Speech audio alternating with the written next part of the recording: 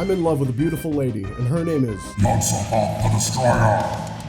maybe not the type of lady you'd bring home to your parents, but nonetheless, she's got that pestilent charm. Hell yes. Today we're talking about flesh. Goopy, sticky flesh with tentacles, which is pretty gross. This is a game called Carrion, and it's absolutely insane. A true sock knocker. A real brutal, meaty experience. You play as an amorphous creature that's escaped containment. Hashtag free amorphous blob 2K24.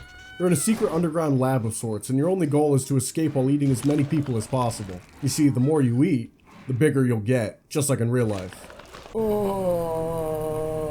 But it's not about size, it's about evolution. Darwin would be proud. As you go through the game, you're able to unlock new forms and powers, with the help of some good old test tubes. And before I get ahead of myself, let's talk about how Carrion subverts typical horror game conventions.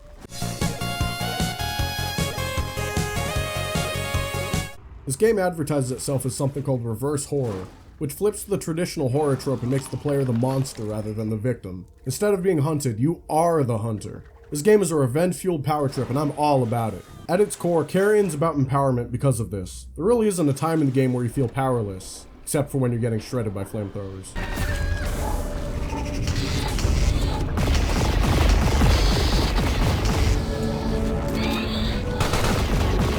This role reversal is a form of catharsis for me.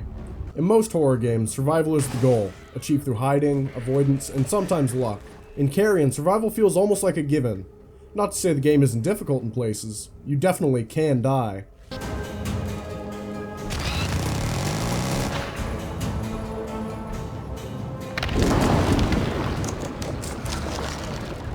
But Carrion shines at making you feel like an unstoppable force. There's no challenge you can't defeat.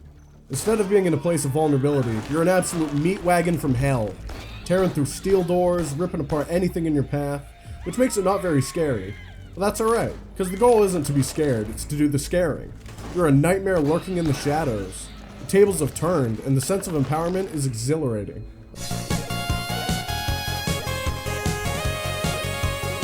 That's why every room is a damn buffet as you slither through vents, smash down doors, and chew on succulent human meat. The human screams of terror fill the air as you close in on them, their panic intensifying with each second. They know there's no escape.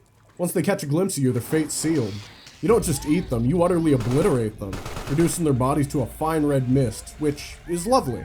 It's about the sheer brutality of it all. You thrash them around like a shark dismembering its prey, reveling in the chaos and the fear you've created.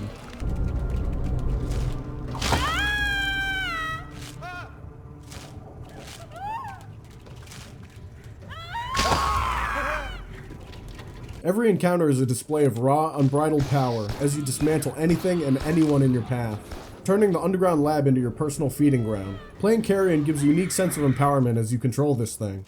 You move through the game world with a sense of dominance that not many games can replicate. I mean, maybe Doom Eternal if it wasn't so brutal. The point is that you feel unstoppable. With each act of terror, the monster only grows more powerful. I'd say you're an unstoppable force of nature, but there ain't no way that nature made you. I've reasoned that humans made this monster. Not through direct story, but by assumption. Don't fact check me. The unchecked scientific innovation of the humans has led to arrogance. If it wasn't for the sheer hubris of humans, then perhaps this creature wouldn't exist at all. The belief that we had control over these living experiments was a complete illusion. They really believed that they could contain a creature of unimaginable power, imprisoning it deep within an underground base with their best defenses.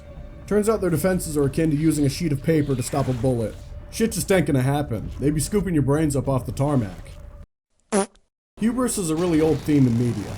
Mere mortals thinking they can transcend natural limitations, which leads to bad consequences. The book Frankenstein is a good example of someone trying to play God and taking a big ol' fat L. Or maybe a more modern example, we can look at Walter White. This dude started out innocently enough, but through his own stupid pride, he ended up making the world a much worse place. Gus, we can't cook. I'm allying with the Nazis. Get back to work.